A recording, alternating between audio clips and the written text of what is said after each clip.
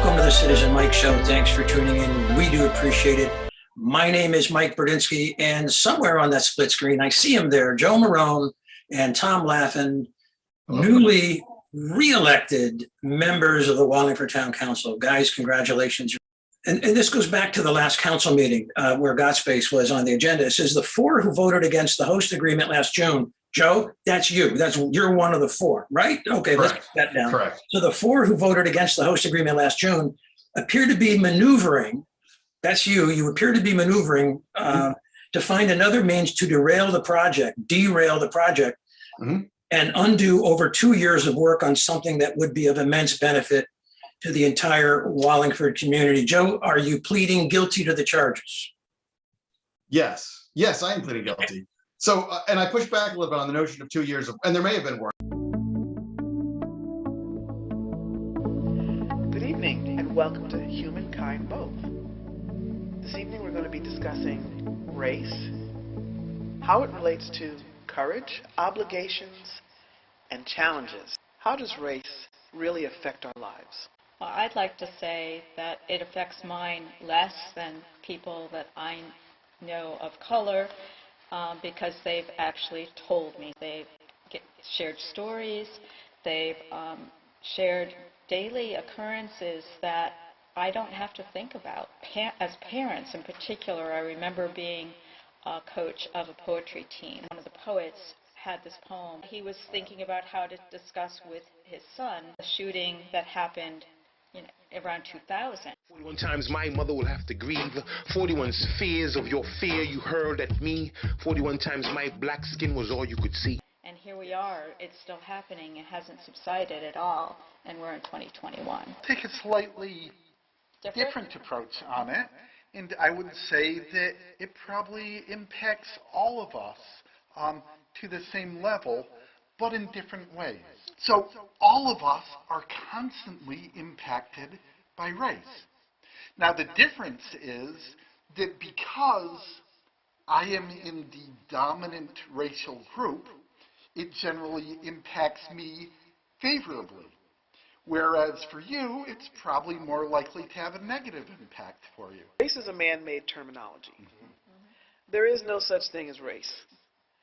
We categorize ourselves by man-made terms to divide and conquer. Although race might be a man-made terminology, the Creator created us all differently, with different hues, different colors, different personalities, and we belong to different religions as well. I think it's something that we need to own. We need to represent it in the best way. Throughout history, there's been colonialization. There's been the idea of supremacy. That is inhumane. It's uncivilized, I think. We're all made up of the same light, or we're all made up of the same essence.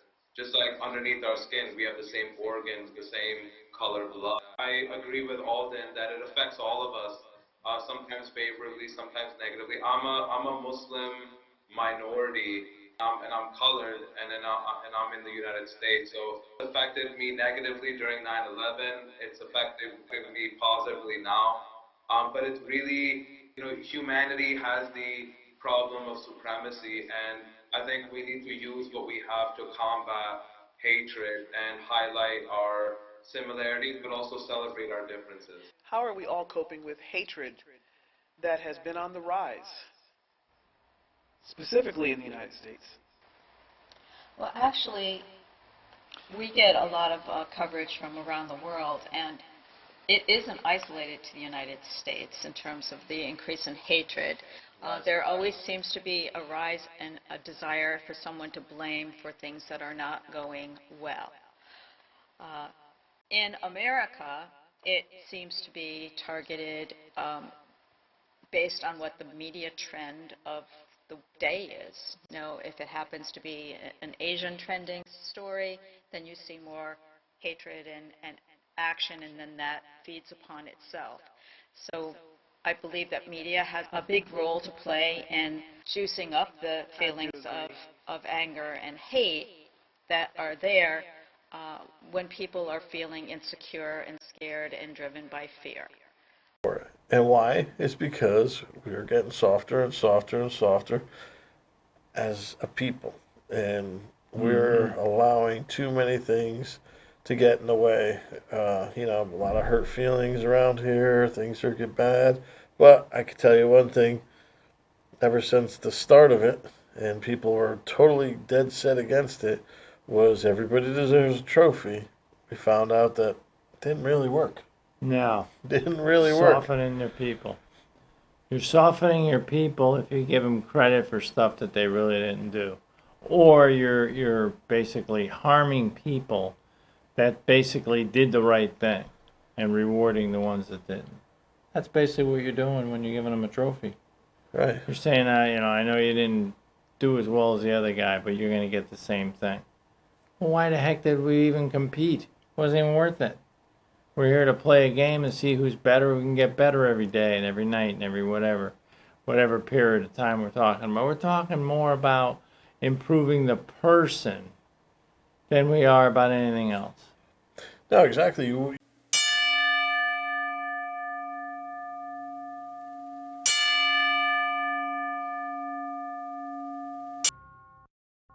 What's up, baby? It's the Fogman. We are here live on Centering yet again, and you are here with us. And it is time for our wonderful, wonderful move of the week.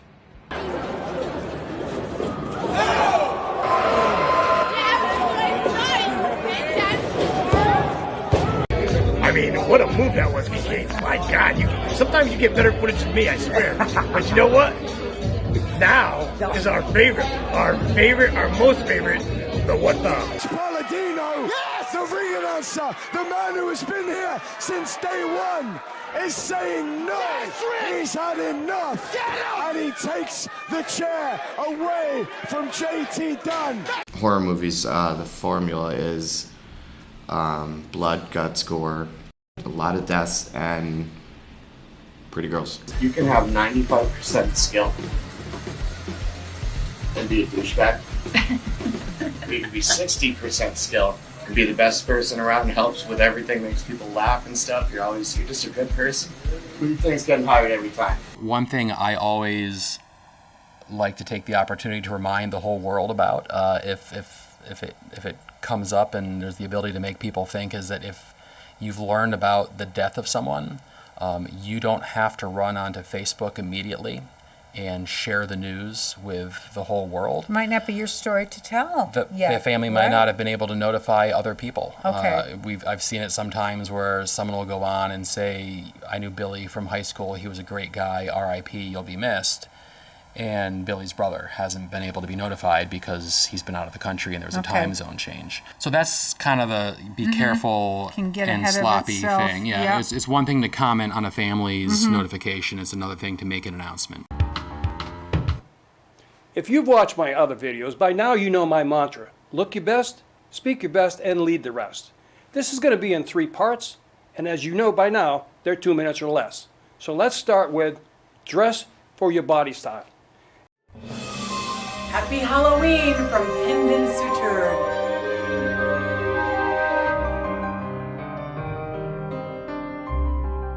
I was like mesmerized by the bats. Happy holidays, da-da-da-da. From Catalyst Art Studio. You were asking about how I started working at the Record Journal, and really nobody recruited me. I went looking for a job there, and I was a cartoonist at the Wesleyan Argus, the newspaper.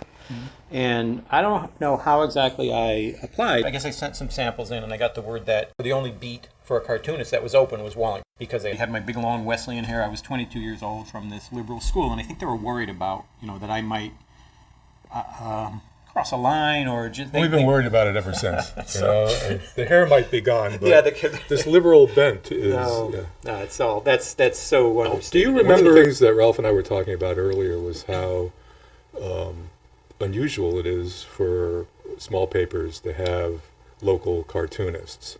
As we age, we can reflect on our journey, identify key decisions we made, and influences. So what advice would you give your younger self at around age, say 40, around that? Because at that point, I think women start to experience that social message around you're no longer the girl, you're kind of entering into the mid.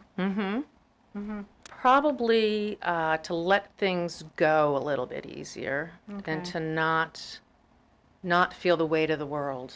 You don't have to do everything yourself. You can ask for help, and you should be able to accept help when somebody offers to help. Wonderful advice, and echoes what I've heard from other women on the show as well. So be kinder to ourselves. You know, many women, you know, they look back and say I was very driven. That's a good thing. It is. However, you know, that perspective that we get as we're able to look back. Being driven, I think, is important. If you're not, sometimes you're stalled, and that's not always a good thing.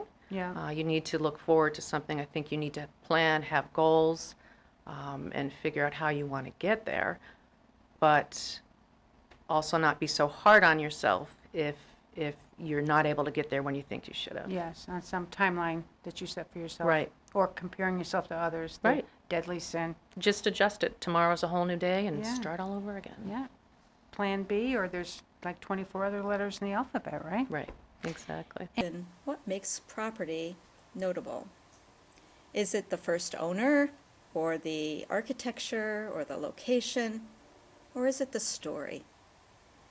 41 South Main Street is notable for all of these things, and it has a legacy of controversy about its preservation. So tonight, I'm really happy to be able to catch up on the story about 41 South Main Street with the current owner, Aaron Benham. But none of them carried the depth and the weight of this message. When my little girl looked at me and said, "Daddy, stay away from me," I knew at that very, very moment that I had to change. I had to change because, you see, I was willing to pay the price of a divorce.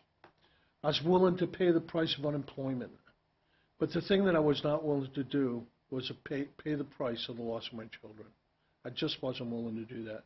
My children meant more than anything in the world to me. And yet, here was my little girl afraid of me.